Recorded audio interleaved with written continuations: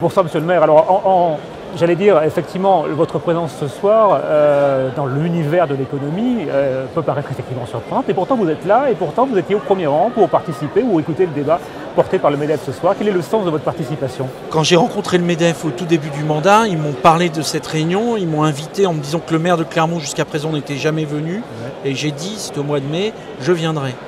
Et je suis venu pour une raison simple. Les territoires qui vont gagner, ce sont les territoires qui sont capables de mettre en synergie le monde économique, le monde de l'entreprise, les entrepreneurs de toute taille, les grands groupes, mais aussi les TPE, les PME, avec le monde politique. Nous, on est des facilitateurs, on est des organisateurs. Et je voulais marquer par ma présence l'intérêt que je vais porter au développement économique de l'agglomération clermontoise et dire aussi au monde de l'économie qu'il n'y a pas de ma part un regard dogmatique. Nous sommes des partenaires. Chacun fait son métier. Moi, je développe la ville. Eux développent leurs entreprises et leurs projets d'entrepreneurs. Mais ensemble, nous avons un point commun, l'intérêt du territoire. Alors, ce territoire, justement, est en pleine mutation, en pleine transformation.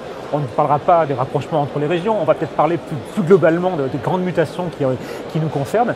Transition énergétique avant toute chose. Comment la ville, comment l'élu que vous êtes prend en compte cette mutation? Et est-ce que la ville, effectivement, en tient compte dans son organisation, dans sa gestion de son parc, dans son organisation? Est-ce que vous pouvez Évidemment, la ville est pleinement engagée sur la transition énergétique pour trois raisons et sur trois sujets. D'abord parce que les coûts de fonctionnement de nos collectivités, si nous ne mettons pas en place la transition énergétique sur nos bâtiments publics, vont être d'une telle facture fiscale pour nos successeurs et pour les habitants de ce territoire qu'ils ne pourront plus payer.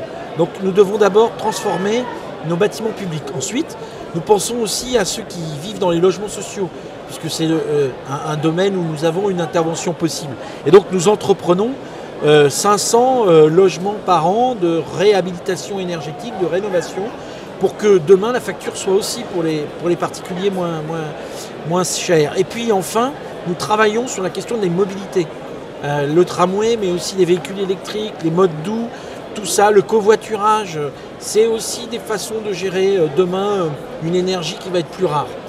Alors, il est un sujet qui aujourd'hui effectivement fait la une, tant de l'économie mais également de la ville que du citoyen. C'est également la transition numérique. Est-ce que là aussi la ville a un rôle à jouer? Est-ce que vous êtes mobilisé sur ces aspects de transition numérique? Alors là, notre travail est plus récent, la prise de conscience est plus récente, mais la volonté est tout aussi affirmée. Et nous avons besoin, sur la question de la transition numérique, c'est d'inventer au fond la ville intelligente de demain, de partager les données, de mettre, donc nous travaillons par exemple sur l'open data, nous avons comme ça initié des chantiers et je pense qu'avec la région notamment qui est très investie sur ces questions-là, avec le quartier numérique demain, nous avons là des pistes pour essayer de développer cette transition numérique. J'aurais une dernière question, on a parlé tout à l'heure de grandes régions, on a parlé de relations avec la région.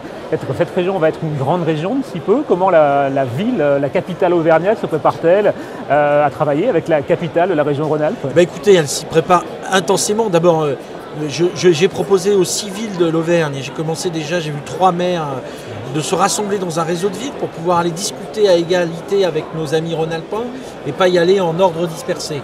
Et puis, je rencontre très régulièrement les partenaires de Rhône-Alpes. Évidemment, j'étais encore samedi par exemple avec Gérard Collomb, maire de Lyon. Nous avons échangé tous les deux.